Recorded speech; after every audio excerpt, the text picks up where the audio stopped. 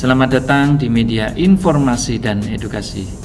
Berikut saya sampaikan materi tentang berpikir komputasional pada mata pelajaran informatika kelas 10. Capaian pembelajaran pada materi berpikir komputasional ini adalah peserta didik nanti harus mampu menerapkan strategi algoritmik standar untuk menghasilkan beberapa solusi dengan data diskrit bervolume tidak kecil pada kehidupan sehari-hari maupun implementasinya dalam komputer, dalam program komputer. Jadi nanti untuk capaian pembelajaran ini di berpikir komputasional ini adalah bisa menerapkan dalam kehidupan sehari-hari maupun nanti bisa diimplementasikan dalam program komputer. Saya sampaikan berikutnya adalah peta konsep dari berpikir komputasional. Itu ada nanti algoritma dasar. Algoritma sendiri itu adalah urutan atau langkah untuk menyelesaikan suatu masalah secara sistematis. Dalam algoritma dasar ini yang dipelajari nanti ada sorting, ada searching ya. Jadi nanti beberapa pengertian tersebut kalian harus juga memahami. Kemudian di situ yang berikutnya adalah struktur data. Struktur data itu ada dua, yaitu stack dan void. Oke, setelah peta konsep untuk persepsinya, banyak peralatan dan aplikasi di dunia digital sekarang ini menggunakan komputer. Komputer dan aplikasinya dibuat oleh ahli informatika sehingga membuat komputer tampak seperti mesin yang cerdas. Namun, benarkah komputer itu cerdas? Dan bagaimana komputer bisa melakukan tugas-tugas seperti manusia? Kemudian dalam materi berpikir komputasional ini ada 6 yang dipelajari. Yang pertama adalah berpikir komputasional itu sendiri, kemudian algoritma yang tadi sudah saya jelaskan, yaitu urutan atau langkah untuk menyelesaikan suatu masalah secara sistematis. Kemudian ada strategi algoritmik, kemudian ada searching, kemudian ada sorting, kemudian ada stack and queue. Kita mulai dari berpikir komputasional. Pengertiannya adalah merupakan suatu kerangka dan proses berpikir yang mencakup perangkat keras ya, kemudian ada perangkat lunak dan menalar atau reasoning mengenai suatu sistem dan persoalan ya. Berikutnya adalah pondasi berpikir komputasional. Jadi nanti ada 4 pondasi berpikir komputasional. Yang pertama adalah abstraksi. Pengertian dari abstraksi itu adalah menyarikan bagian penting dari suatu permasalahan dan mengabaikan yang tidak penting ya, sehingga memudahkan fokus kepada solusi, solusi. Jadi ini juga berlaku di dalam kehidupan sehari-hari. Misalkan nanti kalian menemukan suatu persoalan, yang terpenting dulu yang diselesaikan, kemudian yang tidak penting itu bisa belakangan ya. Kemudian untuk pondasi yang berikutnya, pondasi berpikir komputasional yang berikutnya adalah algoritma. Algoritma ini yaitu menuliskan otomasi suatu solusi ya melalui berpikir algoritmik.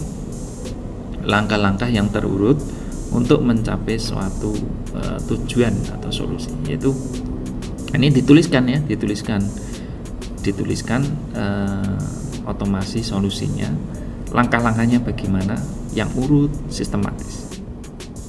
Oke, untuk pondasi berpikir komputasional yang ketiga adalah dekomposisi. Persoalan sedemikian rupa dapat diselesaikan dengan cepat ya, serta optimal dengan menggunakan komputer sebagai alat bantu. Jadi komputer itu hanya sebagai alat bantu saja, alat bantu untuk menyelesaikan suatu masalah ya. Jadi berpikir komputasional untuk materi berpikir komputasional ini sebenarnya bisa unplug ya, artinya kita tidak harus menggunakan komputer untuk menyelesaikan persoalan yang dalam kehidupan sehari-hari yang terbilang tidak terlalu rumit ya. Tapi cara berpikirnya nanti yang akan kita pelajari. Kemudian yang terakhir ada pola, yaitu generalisasi serta mentransfer proses penyelesaian persoalan ke persoalan lain yang sejenis. Jadi nanti kita membandingkan ya, istilahnya ya, membandingkan persoalan yang satu dengan persoalan yang lain, kita transferkan juga untuk proses penyelesaiannya. Apakah persoalan yang satu dengan persoalan yang lain itu ada keterkaitannya, dan mungkin kita bisa mencontoh dari persoalan yang lain. Kita pelajari yang pertama ya. Yang pertama adalah searching ya. Searching itu sendiri, hidup adalah pencarian yang tiada henti. Mari kita berpikir ke pengalaman mencari dalam kehidupan sehari-hari. Sebagai contoh ya, ini contoh yang pertama. Pernahkah kalian merasa kebingungan saat mencari sebuah buku di lemari buku kalian, atau bahkan di perpustakaan ya? Saat kalian meminta bantuan kepada petugas perpustakaan, mengapa dia dapat menemukan buku yang kalian cari dengan waktu yang lebih singkat, yaitu searching tadi ya.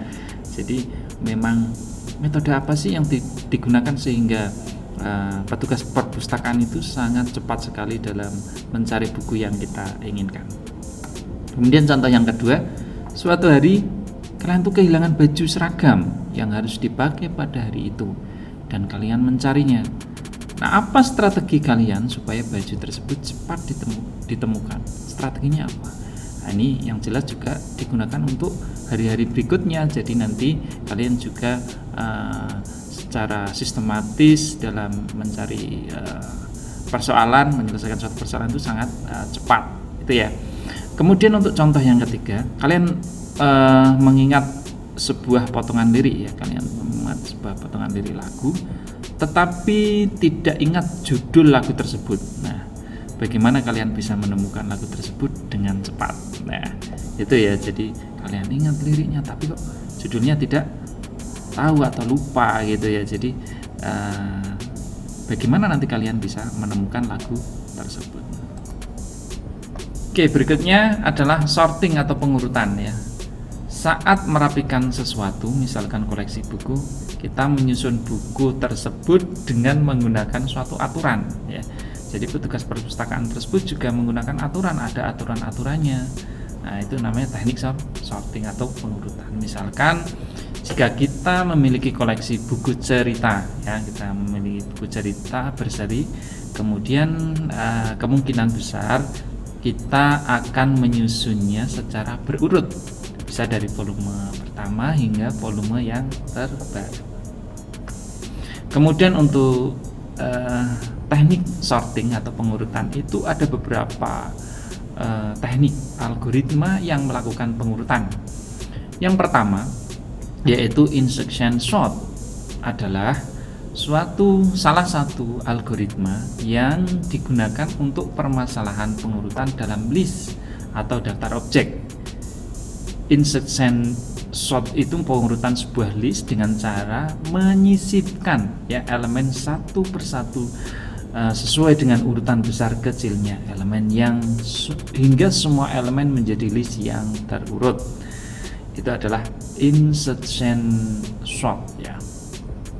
Kemudian yang kedua adalah selection sort, merupakan algoritma pengurutan yang ini juga cukup sederhana ya, dengan algoritma mencari atau menyeleksi. Bisa bilangan terkecil atau terbesar tergantung pada urut naik atau turun dari daftar bilangan yang belum terurut dan meletakkannya dalam daftar bilangan baru yang dijaga keterurutannya. Kemudian ini yang berikutnya adalah tumpukan atau stack dan antrian atau queue. Tumpukan atau stack dan antrian atau queue, kita akan mempelajari dua buah konsep cara penyimpanan data objek dalam sebuah struktur yang akan menentukan urutan pemrosesan data atau objek tersebut. Yaitu yang pertama adalah tumpukan atau stack dan antrian, yang kedua. kedua konsep ini memiliki prosedur yang berbeda dalam penyimpanan dan pengeluaran data. Kedua konsep tersebut masing-masing memiliki peran yang berbeda dan digunakan pada situasi yang berbeda pula. Itu saja mungkin materi yang bisa saya sampaikan pada informatika, khususnya untuk berpikir komputasional. Bagi teman-teman yang baru saja menemukan channel ini, silakan untuk subscribe dan nyalakan loncengnya agar mendapatkan materi, mendapatkan informasi yang bermanfaat bagi teman-teman semuanya. Terima kasih atas perhatiannya. Saya akhiri. Assalamualaikum warahmatullahi wabarakatuh.